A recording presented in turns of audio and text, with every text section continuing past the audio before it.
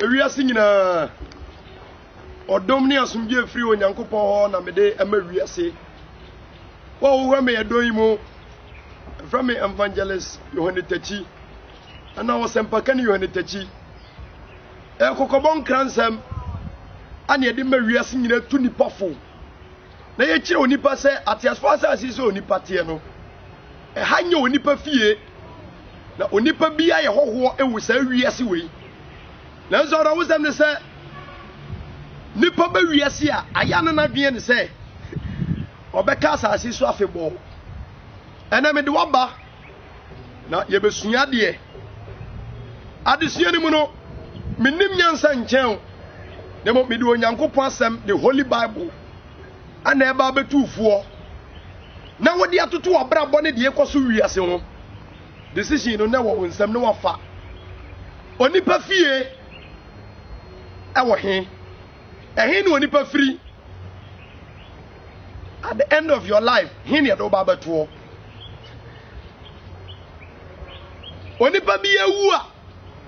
sade etie bia ye do be sasa ase se ye be hyew si ye be ye wodai onipa fie ni adakamnam onipa fie ni o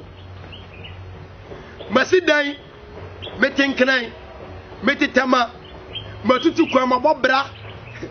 e ba cho fie ni we obi fra America e ha no abese obi free Japan ye na besa obi tu kwan okotena US ne nkwa na nyina owu ye de ne bese ha osofo adifo amaba e ha de fie o arosam se ne sofo bi kire Japade a wa kire ka onipa fie ni o e ha na me ameka se ye de mba beto se wo sika bodani wa abi kwa winsani wa abi de wan go school da wa ha de owie lego ono so wa ha Professor Dr. Emeritus o ha Dr. Reverend Holy Father o ha onipa fie ene asamado David Kasambi e was Psalm 49 orofo mafutu onya ofo na owuo wo ko school se obebo brand owo te ba bi twen Psalm 49 ameno nche David nyansa sambi o ka na wiase nipa ye wura ye fie ho yan kai ba bi e be ko Psalm 49 verse 10 David say na hunu se anyansafo wu sa na nkwasiafo ne agimifo sei na wogya wa hode ma binom ya bai nurse ni e wa ha doctor wa ha Holy Father Reverend Father ono so wa bi obia beba ha obibia carpenter ni mason ni trotro driver wa ha nurse ni wa ha woni pa fie ene ha ufie na wutim na bi na bedu ebeyu afiri ho ya do ba besa obia beja ho akọ na beka se bre ni pa bre nyina kura ye bre made osenga for 6 besa mi ni pa bre nyina obrema na no ya de krapa mbam wo investment bi ya me ka kirew be investment wa be to asase na be si mansion ni bi wa ha na wo twemu ni batini ya pe wo be ba be se ha mo muti abrochire wu a eda efie wei ebi wa abrochire ko hwe ni ntini abrempon ye do makọ hyesi ye onipa fie ni adaka mrem ba hwe de nipa kire wo society ahemfu binom aposifo adifo nkwasiafo bi abawiase omuloto namba no moma omutete abusua ntam Yesu Kristo asampa a wode bawiase Mark chapter 1 verse 15 mon sachira magene Matthew 4:17 sachira gen sachira brabo Matthew 3 John the Baptist preach mon sachira magene asofo bi adifo bi abawiase a enya nwa Bible na so mon kom Matthew 24:24 say atrodifo bebere beba no mba da nipa hwe mon so da nipa guo kwase asam kuto otonkosia ba ko 5 million na poultry farm to ye bie ye de se na bie common sense nyanse wonyame mu nipa wura fie ni bi da ubo me so ni pa fie ni ada kamram David can Psalm 49 verse 16 say Psalm 49 verse 16 wasi se obi nya no ho a ensuro na se fie ni monyam doso ensuro na se owu a wonfa emu biara enko ni monyam nsa nyina chi me say ya ba obi aka ni ha o de woda Toyota Prado eni ha Toyota Sequoia eni ha Lincoln Limousine with the C class mobile phone ni ha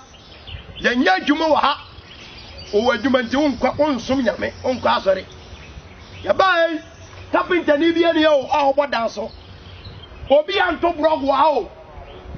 oni pa fie the eternal home of human beings ha ati oni pa kram pa so ba be excursion wa ha obi ti me fro car me talking tampo waterfall me ba to ayabra esieye na be excursion be sha prempo ne ni ntine obi wu ye ne enyanwo me obi ni fie wowu owu ye ne enwo me oda so sasase ase kai wo wie ye na ye investment ma wo say fie ni ha ba bia wo tire de wo ye hogwo enu ti David kan Psalm 119 say onyankopon me ye ho asase so emfa umra nsam nkame me ni pepra hunyade obi kuni nua koko ho ewiase ntio na enabone eda homa me eda homa cameraman eda homa mampanyiri na eda homa adasamba winim da be wo wasenga 49 verse 12 onipa nim ne bre hwe wako school no wo so school doctor we nyin segu antines we nyin segu sa wasi mansion yero ho me say onipa fie anyhow obi wa wo be 13 ne baba akukura ni obesuma no bata kesesem woni me yampi ha mi ko school na utie kurase ya pri kumasi asase na papa mu dokoko e ba cha u pri asase o wa mpra asase o e da we ne ba besia ma o ha tie mi o empaboa nti u ba dwaman mo ba fun hello nti udi obi kunachi ya toka ma o na udem yero ho wu na wo ba ya fase wadaka ho oba be twini kakra ma wagene mo nte wani da na ene ne pawura fi se obetu kwan John 16:22 ni se emfia nyame dia ma ne bedu na onipa betu kwan ya omba biem da enkom se bia no betu manya ne sa nipa egu yi enkom se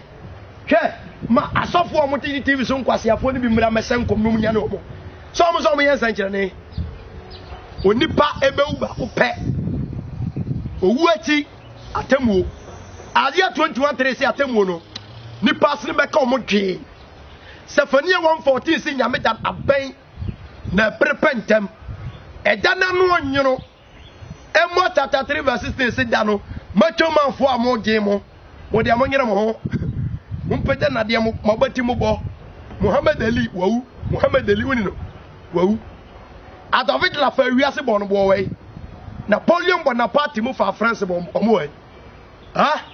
ya santo ba besia koje so ko ni statue we wawu Amos 3:16 se nyame atamu da no machomanfo de adagya bedwane ye to nipa nyina afu twini pa dwini se ze onipa ofie bi a obekomu a ompie biem e adaka menam 6 feet comfort 6 feet Kramoni 6 feet Asantini 6 feet Broni 6 feet Sikani 6 feet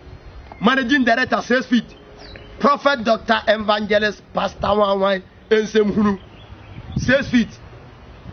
by the nipache o site him Mrantie sensumade baba wa change than nine we premani you know obawa betu cruise e wa ha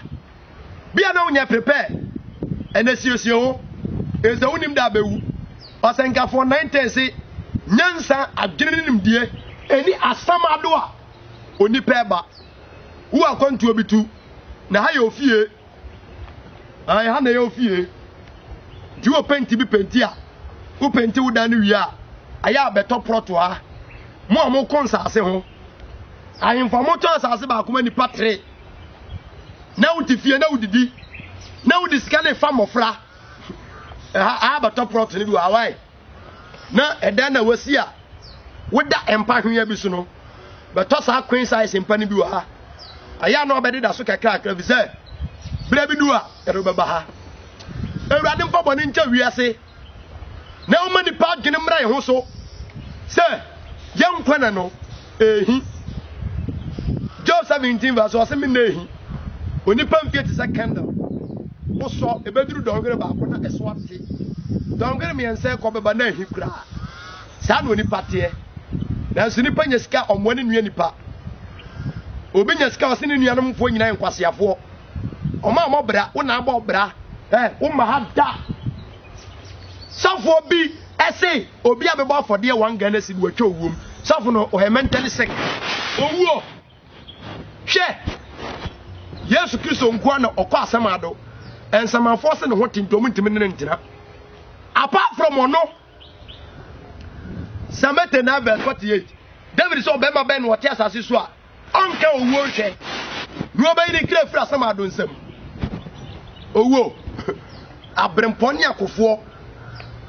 Samson ni Goliath kro wo do mko okoba afode 1 Ghana cedi wo sofo bia so dem so atwa owu usikantia asofo mo nka no kre na munya azan ni nsamu na motete nso dem ye no na nyame bu ofu wiase wode atamu obi eba ehu ba ewurade nam kokobom kan se mi so mani pa dwene mu nda ho ya dwene mu nte esa wo do na ben na atamu na ehu onipa ntime nyina no na obebu nipa nyina tan se de enyumate ewurade moye onam video yi so ensa kirawo emu oni mra wo sa wo akwantu obitu na ha ye ofie we ni asre awo na adre ni Jesus Christ ni mu na somdwe ni wiase ntina titire omo mo pa avia ko na domti amen